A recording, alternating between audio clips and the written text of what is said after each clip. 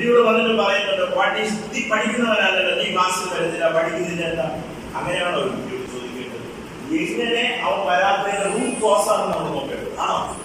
Class ആണോ നമ്മൾ നോക്കേണ്ടത്? ക്ലാസ് ആണോ നോക്കേണ്ടത്? ബാക്കിലേക്ക് പോകണം.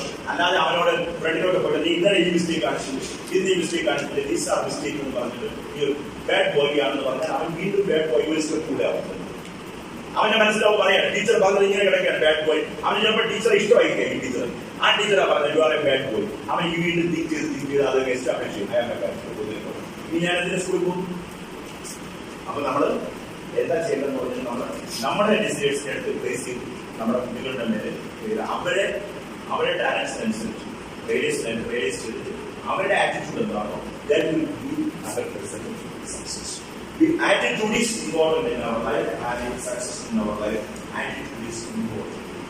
Attitude can give you 100% success.